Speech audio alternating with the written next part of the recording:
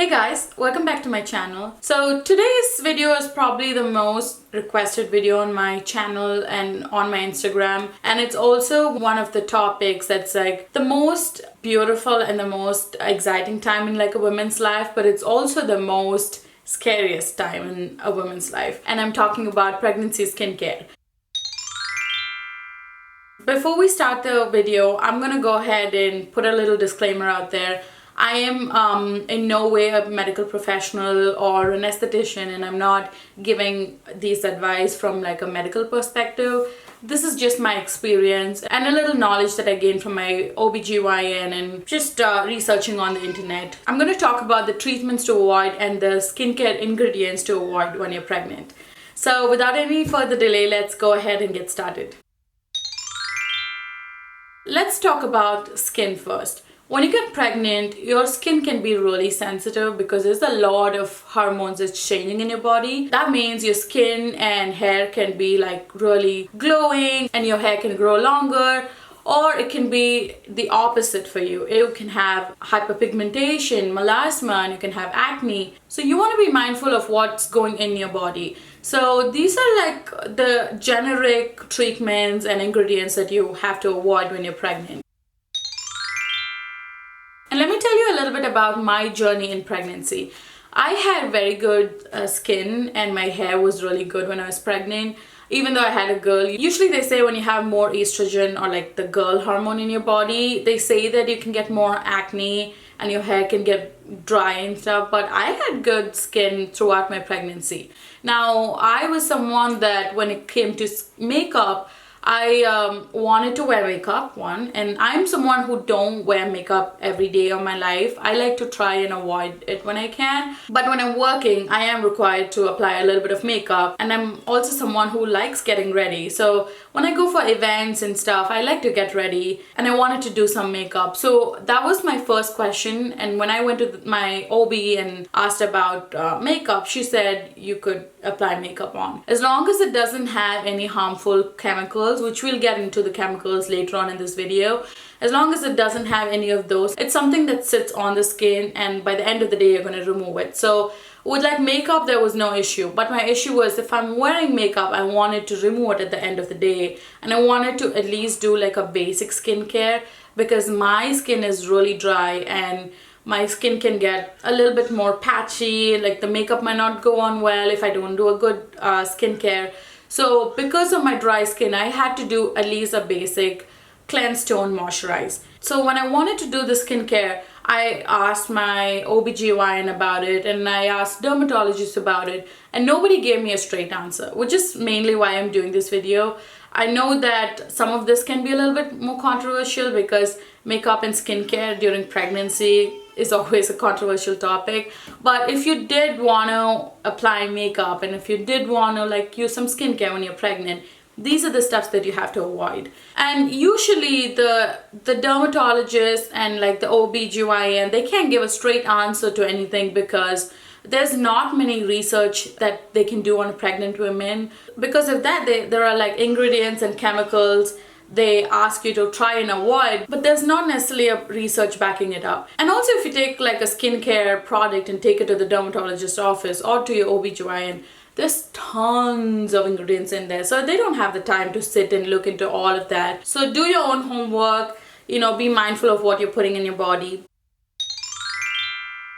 So let's first get into the treatments that you have to avoid. And first and foremost, it's Botox and fillers. So when there's like Botox or fillers in your body, what it essentially does is it'll make the part of your muscle from stop working.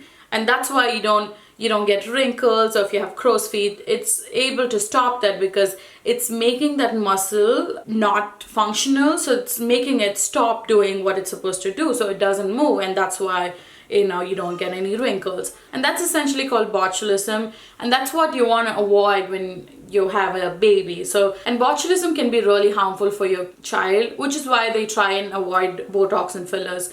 And it's not just when you're pregnant, but if you know that you are trying to get pregnant, it's better to avoid these because the Botox and fillers can stay in your body for a while and it doesn't disintegrate right away. So if you know that you're going to get pregnant soon or you are pregnant, try and avoid that. The next one is lasers. Lasers are just like unwanted radiation in your body. Just like when you're pregnant, they don't do an x-ray on you. You don't want any laser on your body either. And usually when you're going to a medical practice and tell you're pregnant, they would try and avoid the treatments that I'm talking about. But this is just an information. And the next one is teeth whitening. You don't want to do teeth whitening either. The chemicals in it is very harmful. Next, let's get into like the beauty aspect of it.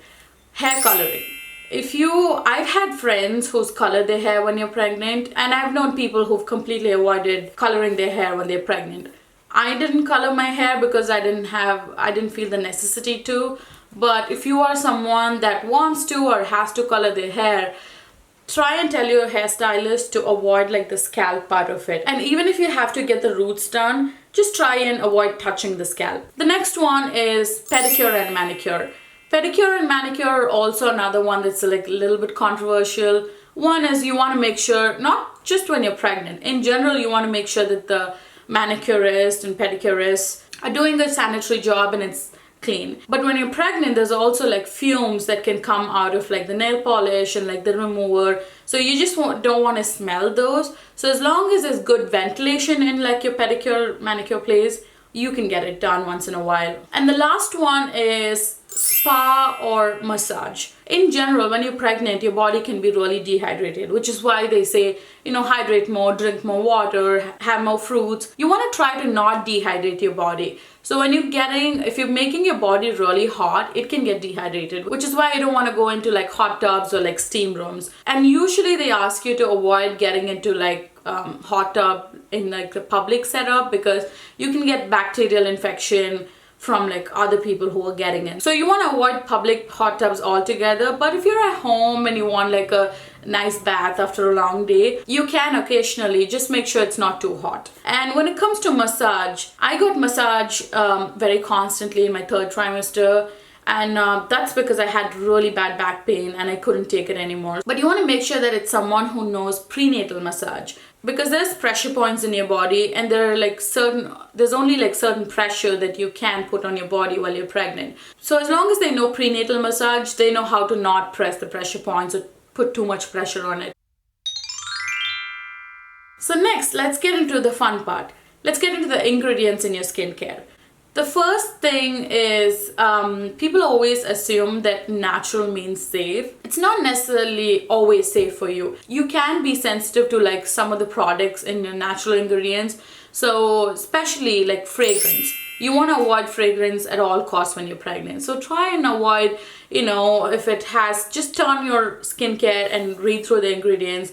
And if it has like any of the fragrance, try and avoid it. And the next one, retin-A or retinoid. If you have like an anti-aging skincare product, chances are it has retinoid or retinol in it. Usually most of like the products that has retinol has like a label on the back that says avoid when you're pregnant and breastfeeding. Just make sure you see it, but otherwise just look for the ingredients and you'll find the retinol and retinoid. Now there's retin-A, which that's a little unknown too, because there was like rosehip seed oil, which was like highly recommended for like stretch marks. And there's also bio oil, which is used traditionally for a long time for like stretch marks and stuff. And I was also guilty of using both of these when I was pregnant. But I later on came to know that these has a little bit of retin-A in it. Retin-A is nothing but vitamin A, but they say try and avoid retin-A if possible. Now, if you do have stretch marks and you want something, you can put something more moisturizing. You can put other oils in it. And like shea butter is like one of the great oils. You can always put it when you're pregnant and it's like very moisturizing. And you can find like other moisturizers and like oils or body creams to put on your belly. Just try and avoid anything that has retin-A or retinol in it. You also want to avoid parabens. Parabens, these days, there's not many skincare or hair care that has parabens anymore. But if you do see parabens in your skincare, try and avoid parabens. One of the other products is hydroquinone. Hydroquinone is usually used for like melasma and hyperpigmentation, and some pregnant women do get like hyperpigmentation and like melasma when they're pregnant. But you want to try and avoid this because it's a very strong, potent ingredient and they don't want to use it when you're pregnant. And last but not the least, salicylic acid, benzoyl peroxide, or any acne related treatments. Now, I have a couple products here that has salicylic acid. I have this Maria Badescu like drying lotion that has salicylic acid in it. And this is one that most people don't realize. Like this is a St. Ives scrub and it has salicylic acid in it. So you want to try and avoid these ones because usually when you have acne, it's a hormonal thing. So you're going to try and fight hormones with these salicylic acid. And you don't want to do it when you're pregnant because there's so many hormones in your body, and you have like your baby's hormones, you have your hormones, and there's too much going on and you don't want to change anything that's supposed to happen. So try and avoid any of like the acne medication while you're pregnant. Even if you have like acne, try and avoid this. So these are like the ingredients and the treatments you try and avoid when you're pregnant. If you did use any of this and you are pregnant, don't freak out. It's not the end of the world, but you want to try and stop it from now. I'm going to do a video on skincare and hair care products that I used when I was pregnant in like a video soon. And I want to tell this again, I'm not a medical professional of any sorts, and this is just my journey in pregnancy, and I just wanted to share my experience and my journey when I was pregnant. So I hope you guys enjoyed this video. Give this video a thumbs up if you did, and subscribe to my channel. See you in my next video. Bye guys.